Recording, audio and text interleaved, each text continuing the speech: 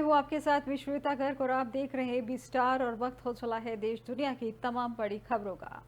हवा के रुख में बदलाव और तेजी के कारण पिछले 2 दिनों में राष्ट्रीय राजधानी और आसपास के क्षेत्रों में वायु गुणवत्ता में थोड़ा सुधार आया है। वहीं वायु गुणवत्ता सूचकांक अब खराब श्रेणी में आ गया है, जो 2-3 दिन से पहले तक बहुत खराब श्रेणी में था। वहीं अगले कुछ दिनों तक हवा के अनुकूल बने रहने का अनुमान है, वहीं जिससे प्रदूषण बढ़ने की संभावना कम है।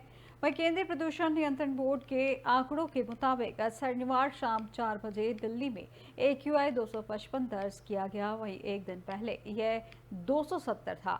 हालांकि आनंद विहार, जहांगीरपुरी, मुंडका, वजीरपुर, विवेक विहार और सोनिया विहार में वायु की गुणवत्ता बहुत खराब श्रेणी में थी, जबकि अन्य क्षेत्रों में खराब श्रेणी में दर्ज की गई। नोएडा और गाजियाबाद की हवा खराब श्रेणी में दर्ज की गई। हालांकि ग्रेटर नोएडा, गुरुग्राम व फरीदाबाद में वायु गुणवत्ता खराब से बेहतर स्थिति में है।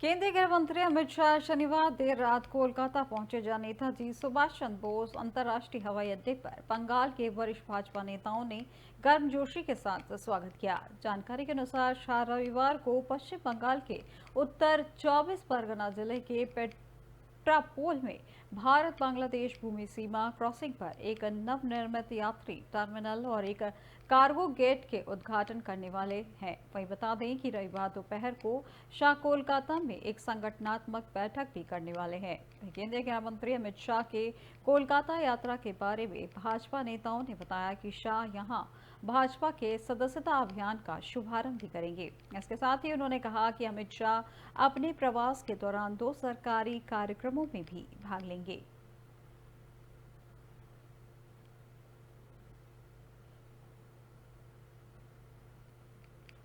वाराणसी की अदालत ने पूरे ज्ञानवापी परिसर में खुदाई के जरिए सर्वेक्षण की मांग वाले हिंदू पक्ष की याचिका को शुक्रवार यानी 25 अक्टूबर को खारिज कर दिया था, जहां इस मामले में जगतगुरु रामभद्राचार्य की प्रतिक्रिया सामने आई है और उन्होंने हाई कोर्ट और सुप्रीम कोर्ट जाने की बात की गई। जगतगुरु रामभद्राचार्य से जब पूछा गया कि ज्ञानवापी परिसर में सर्वे वाली हिंदू पक्ष की याचिका को खारिज कर दिया गया है, तो इस पर उन्होंने कहा कि हम हाई कोर्ट और फिर सुप्रीम कोर्ट जाएंगे, फैसला हमारे पक्ष में ही होगा।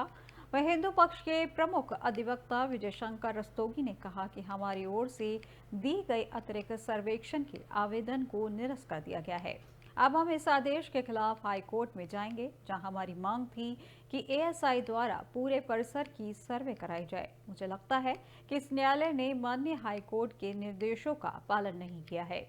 हाई कोर्ट ने इस कोर्ट को निर्देशित किया था कि अगर 4 अप्रैल 2021 के अनुसार पूर्व में दाखिल की गई ASI रिपोर्ट संतोषजनक नहीं है, तो अतिरिक्त सर्वे मंगाने का अधिकार है और इस आदेश का उल्लंघन किया गया है।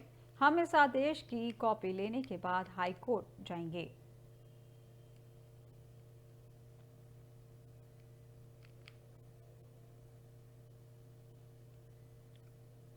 यमुना नदी में प्रदूषण का स्तर और बढ़ गया है, जहां कालिंदी कुंज इलाके से जो वीडियो सामने आया है उसमें यमुना की सतह पर जहरीली झाग की मोटी परत देखी जा रही है।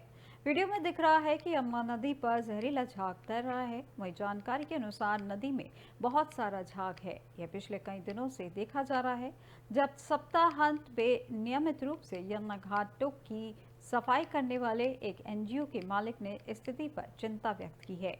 उन्होंने कहा कि नदी में बहुत सारा झाग है, जिसने इसे त्वचा के साथ साथ आंखों के लिए भी जहरीला बना दिया है। हमें सफाई करने में कठिनाई का सामना करना पड़ता है।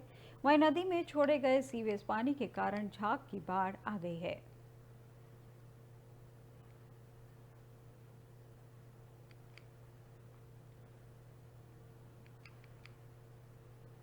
चक्रवात दाना के कमजोर होने के बावजूद उड़ीसा के तटीय क्षेत्रों में तेज हवा के साथ हो रही वर्षा के कारण निचले इलाकों में बाढ़ जैसी स्थिति है। वहीं एक आकलन के मुताबिक चक्रवात से राज्य में 1.75 लाख एकड़ भूमि में लगी फसलों को नुकसान पहुंचा है।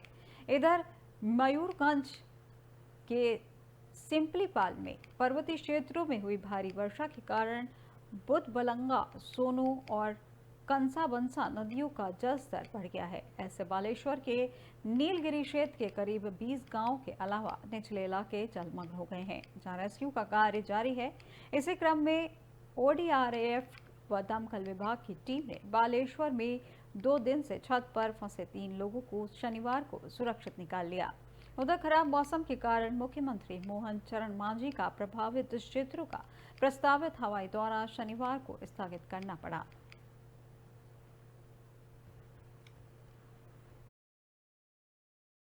प्रभु जगन्नाथଙ୍କ अपार करुणारू आम राज्य उपरू एते बड़ विपत्ति हटिगला। बात्या दाना एवं एहार प्रभावरू कौनसी मृताहत होई नाही। सरकारଙ୍କର जीरो काजुआलिटी नीति को सफलतार सहित कार्यकारी करिथिबारु मंत्री परिषदर समस्त सदस्य सदस्या सांसद विधायक विधायिका तथा प्रशासनिक अधिकारी सरकारी कर्मचारी और स्वेच्छासेवी अनुष्ठान मानकु मु आंतरिकता सहित धन्यवाद। उत्तर प्रदेश के आगरा में 80 करोड़ की नकली दवाइयां बाजार में खपाने का खुलासा हुआ है, जहां भांडाफोड़ एंटी नारकोटिक्स टास्क फोर्स की छापेमारी में हुआ। इस दौरान 8 करोड़ की नकली दवाइयां बरामद हुई हैं। दरअसल टास्क फोर्स ने एक दवा फैक्ट्री में छापा मारा और ये दवा फैक्ट्री का दवा माफिया विजय गोयल की थी, जहां विजय गोयल पिछले दिनों नकली दवा बनाने के मामले में गिरफ्तार किया गया था और करीब 8 महीने तक जेल में रहा था। जानकारी के अनुसार विजय गोयल की 8 महीने बाद जमानत हुई थी, जिसके बाद दोबारा उसने इतने बड़े पैमाने पर नकली दवाइयों का कारोबार शुरू कर दिया था। पिछले 4 महीने से विजय गोयल लगातार हिमाचल प्रदेश के चक्कर लगा रहा था, जहां विजय गोयल को भनक नहीं थी कि टास्क फोर्स के अधिकारी उसका लगातार पीछा कर रहे हैं। नारकोटिक्स टास्क फोर्स ने ट्रैकिंग के बाद नकली दवा बनाने वाली फैक्ट्री का पता चल गया।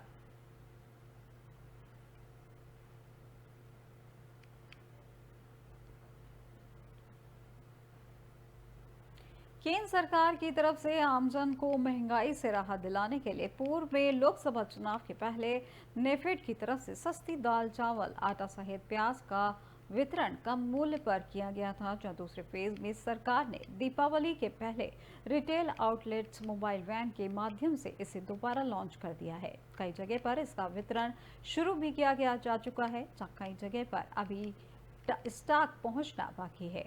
भारतीय राष्ट्रीय कृषि सहकारी विपणन संघ यानी नेफेड की तरफ से दूसरे फेज में सस्ती दाल चावल आटा सहित प्याज का वितरण होना है, जिसमें केंद्र सरकार की तरफ से फूड चेन आउटलेट्स में रिलायंस स्टोर, बिग बाजार, विशाल मेगा मार्ट, वी मार्ट सहित विभाग की मोबाइल वैन के माध्यम से आमजन को सस्ते दर में इनकी उपलब्धता कराना है। एनसीआर क्षेत्र के जिलों में भी इनका वितरण होना है।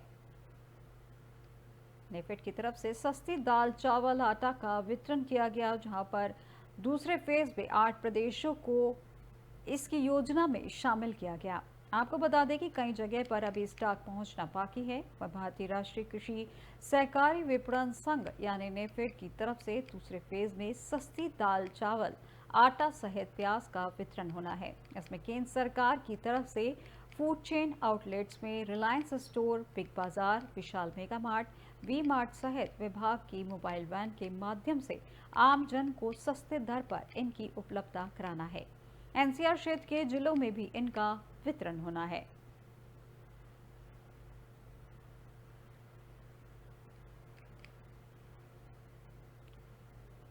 चीन की विस्तारवादी नीति को उसी की भाषा में करारा जवाब देने के उद्देश्य से रक्षा मंत्री राजनाथ सिंह इस बार अरुणाचल प्रदेश जा रहे हैं। वो वहीं पर 31 अक्टूबर को तिब्बत से सटे तवांग में सैनिकों के साथ दीपावली मनाएंगे। तवांग में आईटीबीपी, एसएसबी और इंडियन आर्मी का बेस है, जहां रक्षा मंत्री इसी बेस में जवानों के साथ दीपावली मनाएंगे। उससे ठीक एक दिन पहले 30 अक्टूबर को प्रदेश के मुख्यमंत्री पेमा खांडू, सीनियर मिनिस्टर चोवा मीन की उपस्थिति में भारतीय वायुसेना उत्तराखंड युद्ध स्मारक रैली की भी शुरुआत की जाएगी।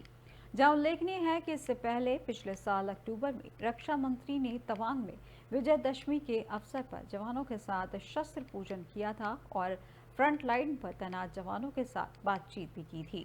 उल्लेखनीय है कि अरुणाचल का तवांग भारत के लिए सामरिक दृष्टि से बहुत ही महत्वपूर्ण क्षेत्र है। वहीं तवांग सेक्टर ही वो स्थान है जहां 1962 के युद्ध के दौरान चीनियों ने पहले तोप से गोलीबारी देखी थी, जहां इसी सेक्टर में आखिरी युद्ध विराम भी लागू किया गया था।